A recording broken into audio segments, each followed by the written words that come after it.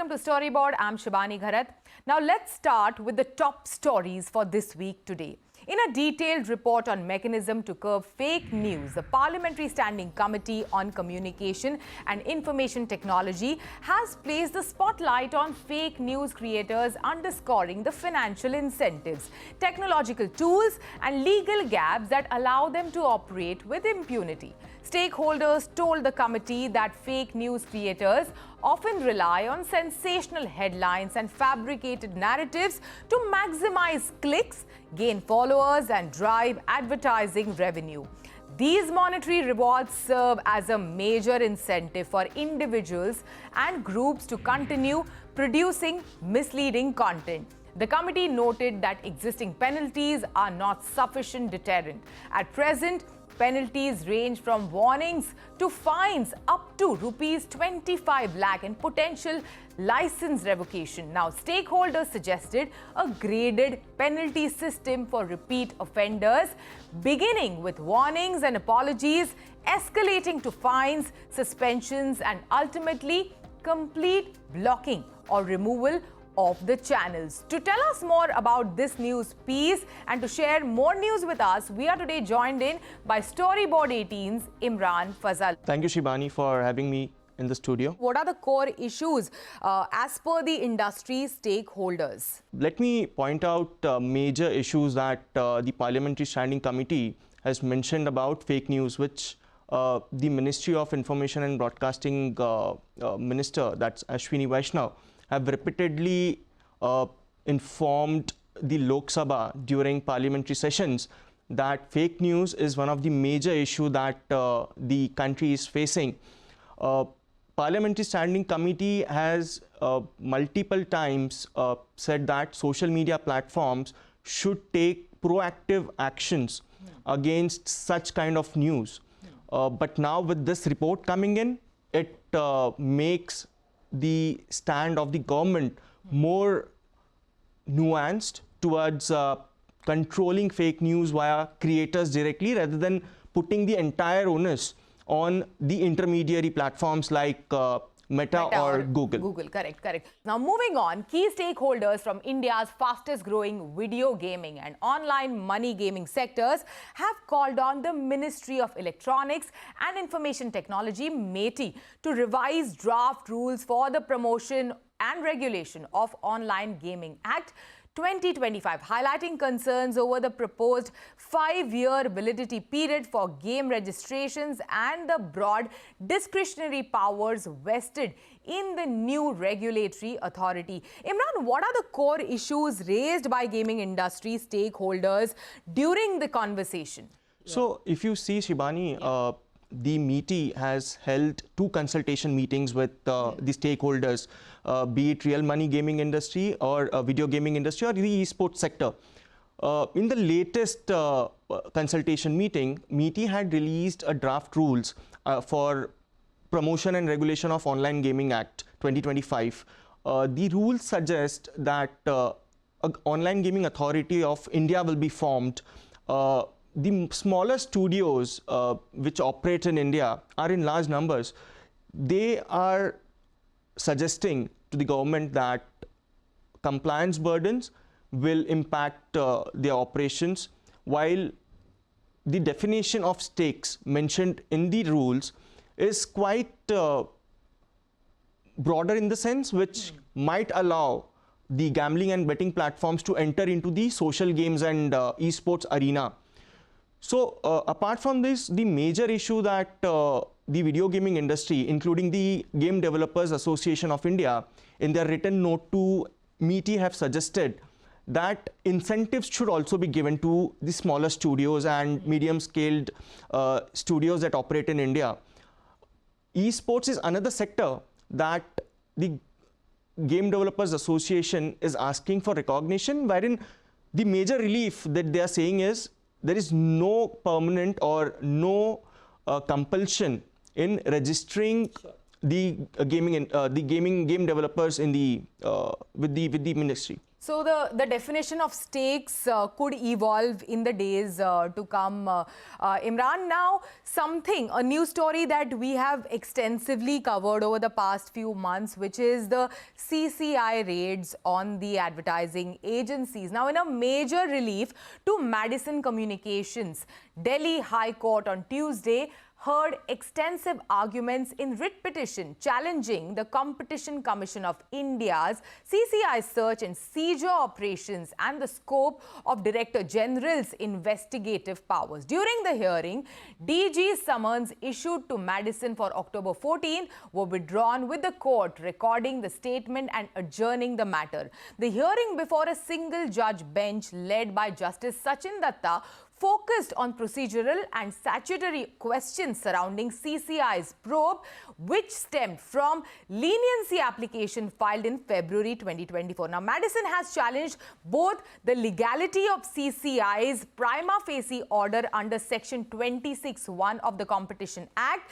and the DG's authority to expand the scope of investigation. Now, during the hearing, the counsel for Madison also indicated that an interim application should be heard before any new summons are issued to address outstanding procedural concerns. The court agreed to grant 2 weeks' time for further steps and indicated that the matter would be taken up again after 3 weeks. Now, Imran, tell us, what is your understanding? What are you hearing from the industry? How does the court hearing impact the entire probe that CCI has conducted on media agencies?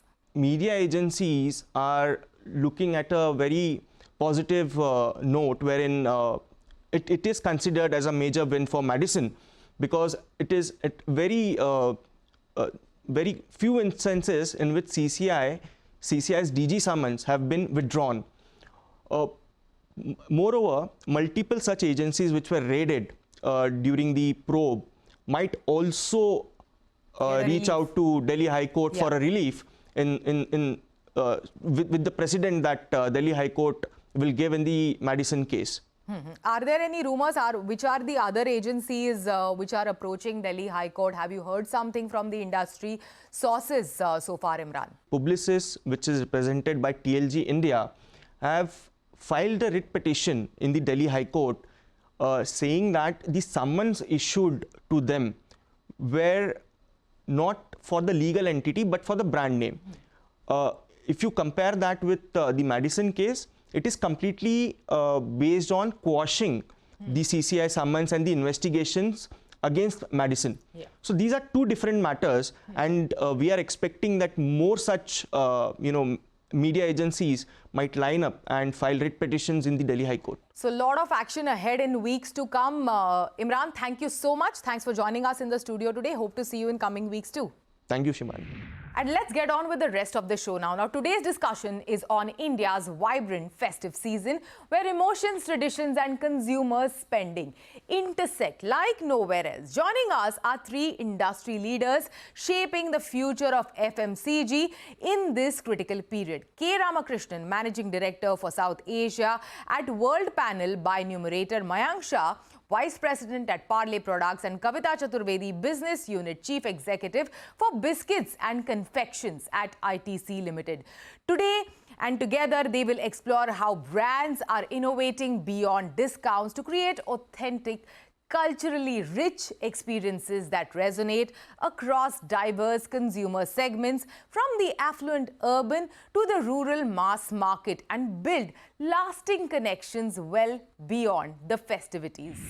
Ramki, let's begin this conversation with you. Some of the most influential brands in the room today, what sets them apart during the festival season? Yeah, thanks Shibani for having us over. I think like you rightly said, the other brands that I see today in this room are all extremely well chosen and of course influential as well. But the important thing about them is that festive or otherwise, they seem to be in a situation where they're always on. I mean, typically the most chosen brands are chosen basis a certain set of parameters, which we call as the consumer reach points, which is a function of the frequency of purchase and the extent to which they are penetrated. So when you look at these two parameters, I think the only way to spike any one of them is to be always on. So mental availability or physical availability, always on, festive or otherwise. Festive happens to be a season when they take advantage of this continuous presence that they have. So I think that's what differentiates them the most. Sure. Let's get on to Kavita now. Kavita, if you can tell us, how do affluent, urban, middle class, mass and rural segments differ in festival demands and expectation, if you can tell us that? So in India, festivals are a mood or an emotion, and it affects everybody equally, irrespective of what social strata or which part of the country you're coming from. Because during this time, everybody is trying to do a little better than what they would normally do. So everybody is trying to consume better because there's a lot of gifting that takes place. And when you give gifts to people, you want to give people something that reflects well on you. So you give gifts which are better than what you would normally consume. When people come home, because there's a lot of visits from friends and relatives, so that too is about the best that you can offer or lay out on the table. However, there are some differences that start emerging, especially when one looks at India Alpha 1, which is, say, 15 lakh odd homes in the country. And for them, gifting is a very, very important marker of who they are.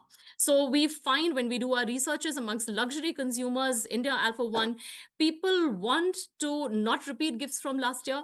They want to give things that are not off the shelf. They want to give things that are personalized. So we have a brand, for example, called Parle, which is the Parle chocolate brand, India's, I think, only luxury chocolate brand crafted in this country. So for this segment, we actually found that we needed to make a website for Parle.in, which was focused on, all the gifting range that we have, the handcrafted. It allows you to make things for this particular segment. So we find that there are sections of people who are looking at personalization. Then there is the mass of the country, which is also looking at giving something a little aspirational. And there are people who are looking at things from the point of view of, healthy or a little bit on fitness. So we even have our younger brands like Right Shift, which targets people about 40, which are doing gifting editions. So depending on who you are, you want to do a little better. You're looking at gifts that reflect your personality. And that's what brands try to do at this point in time. Okay. We have Mayank over here. And I feel one of the biggest Parle engagement growing up, in Mumbai, used to be passing through that Parle bridge, and you get to smell the smell of the biscuit, which is the fragrance of the biscuit being baked over here. Yeah, it's in the air, and that would immediately trigger you to go ahead and buy a pack from like a shop nearby. But having said that, how can brands engage across consumer price tiers, pack sizes and geographies? Yeah. So one of the things that we've been, observing of late is that when it comes to festive spendings and when it comes to, the aspirations that consumers have during festive times, they're not very different. They're converging. In fact, while, earlier it used to be that rural aspirations used to be very different from urban aspirations, that's not the case of late. We are seeing, more or less similar aspirations. Maybe the willingness to spend a large amount may not be there, but as far as the experiences that are expected out of products or brands, they're more or less matching with their urban counterparts. Add to it, when it comes to gifting and other things, I think what we also seeing that certain parts of India are really very big on it, like North and West are really big compared to South and East, where gifting happens. But here, I think Kavita also shared that, it's about what you want to project. It's about, your personality that you want to project when you're gifting something. And that's what is making the difference. So that's something that's very, very important for consumers of North and West compared to consumers in South and East. Also, what we've seen of late is that the younger generation is looking at a little different kind of gifting. They are looking at, gifting in experience rather than just gifting something or gifting something, which might be costly or something like that. So there is a lot more thought that goes behind gifting today compared to what it used to be earlier. So Mayank, how do you carry this momentum forward? Just yesterday I saw like a Korean cheesecake with Parle-G on top, or the sandwich ice cream. Pretty much, what we see Biscoff playing off in like, global markets. So how do you carry this momentum forward and hop on some of these trends? Festive time becomes a good opportunity for us to sample out new things, innovations, and they're also ideal time when consumers want to try out new things. So what happens typically is when you come up with innovations, when you come up with new things during festive times, consumers try it out, and then some of them, they become regular affair. We see good traction coming in, and even beyond festive times, consumers consume those kind of products. So net, I think this is an opportune time. It's a great time for companies to innovate and come up with things which consumers can try. The willingness or propensity to try out new things or innovative things is much higher during the festive times. Yeah.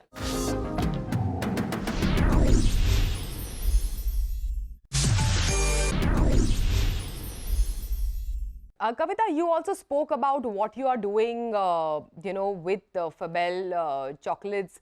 But how do you ensure that, it is seen as regular indulgence when it comes to consumers actually going ahead and picking a pack just to indulge occasionally beyond the festival?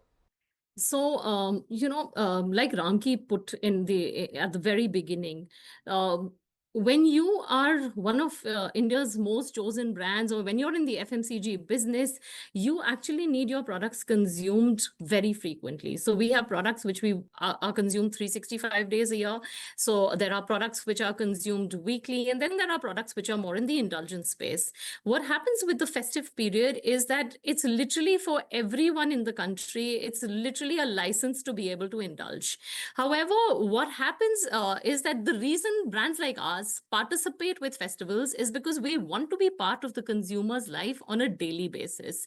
So it's not about tokenism. Culture-centric marketing is pretty much the tenet of everything we do. So we spend a lot of time with consumers picking up local insights, and we try to do things very organically. So if I take the example, while I spoke about Fabel from the point of view of the luxury consumer, people who are looking at something special during this point in time, but we have brands which are used every day. So for example, for as long as I can remember, Ashirwad Atta always on the front of its pack celebrated festivals, whatever the festival, particularly harvest festival. So you would have a slug on the front of the pack during Sankranti, wishing people Sankranti, Pongal, whatever the harvest festival was. Or last year during Chhat Puja, we actually collaborated with a Madhubani artist to put together the stories of the Chhat on the front of the pack. So there's a lot of, culture-centric marketing, which is part of everything we do on a regular basis on all our products.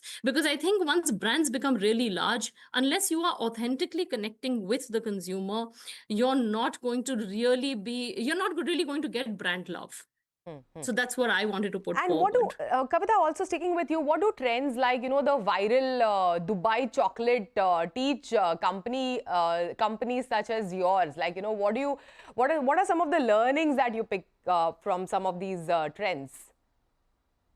So the broader thing is that because of social media, because of the fact that we are globally connected, people get to know everything at the same time as anywhere in the world. So whether it is news, whether it is a new trend, whether it's a new song, whether it's the latest phone, you get to know things at the same time. And thanks to quick commerce, people want everything right now. So if there's a phone that's launched, I want it right now. So I think that's a lot of onus on us marketers to do trend spotting, a lot of social listening that you need to keep doing, spot the trend and put it out in your products, because consumers want to experiment. People want to, so there is no longer this whole thing of being closed to food from outside. If it's a Mexican trend, an Asian trend, or if it's kunafa that you're talking about, people want to experiment. So those who put out products which allow consumers to, figuratively get a bite into that aspirational sort of life, those brands are going to be rewarded. So it's really important to be agile, to trend spot, and to put out products really quickly. So you have to have a very fast turnaround loop as far as all of these things are concerned. Ramki, over to you. When it comes to FMCG, apart from the brands that are there in the room, which others are nailing, this festive season this year? Ghee, for example, is one category which definitely does see a spike, so much so that almost 5 percentage points in penetration goes up for ghee. Yeah. The second category in foods that you would see is a little bit in edible oils happens. Chocolates, because of the extensive gifting, sees a minor spike in there as well.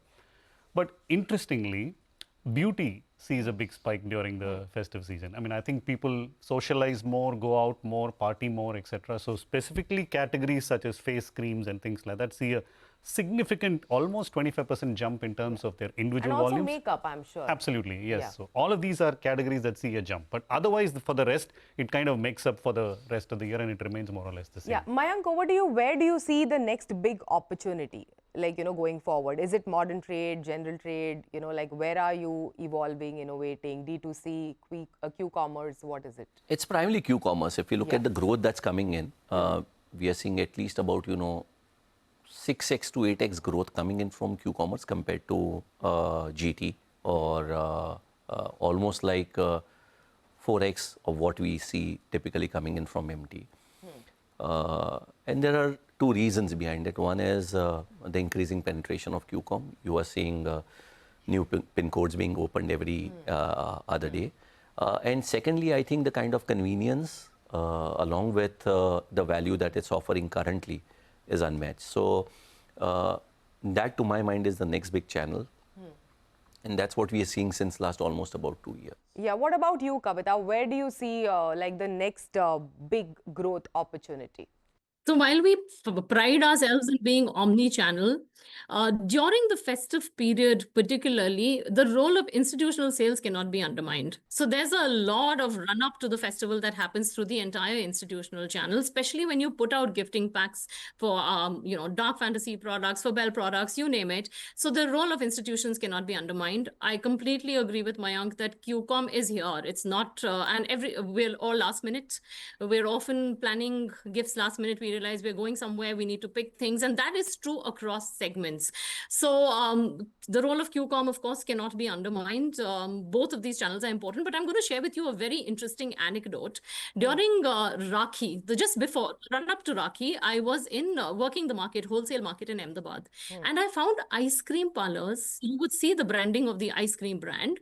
They had been transformed into Rakhi stores. There were stationery shops that had been transformed into, again, Rakhi stores. And then Independence Day was along the same time as Rakhi. And again, I'd see, the tricolor and all kinds of gifts that had to do with independence that had, totally pervaded stores, which previously had sold something else. So let's not, play down the role of the very smart Indian grocer who transforms their store, particularly in the North and the West, to keep all of these last minute items that people would be wanting. So I would never write off the role of the Kirana. Is there a trend, like that we'll all probably laugh over, like, let's say 5 years down the line? Yeah, so I mean, typically during festive season, if you Yeah. see, all the metal-based categories do extremely well, right? Whether it's bikes or cars or jewelry or any of Gold, those. yeah.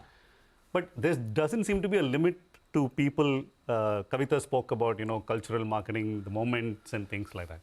I mean, one recently sees gyms talking about get ready for the season. Gyms are typically supposed to be about your good health for about 5 years, right? And they're saying get ready for the season in 3 months. So that's a big, that really made me laugh at it. That's a quantum change, I think, from good old days when they used to advertise post-festive times, when they talked about, getting back in shape, to today where they're saying get in shape before the festival. And festive also ends up in the grand Indian wedding season. Correct. After that. Yeah. So it just continues, I guess. So therefore, every moment is being captured to see whether it makes sense for that particular category or not. I wanted to point out that we had a brand, Ramki, for the silver segment, which was the Right Shift brand. I think we're the first brand that launched products for people above the age of 40 and above, keeping in mind the fact that the dietary requirements would be very different. Yeah. So. Awesome. Well, thank you so much. Thanks for joining us today and thanks for sharing your insights. Thanks, Kavita. Thanks for joining us today. With that, it's a wrap on Storyboard this week. You can catch all of our content on Facebook, X and YouTube. Thanks for watching. We will be back same time next week. See you soon.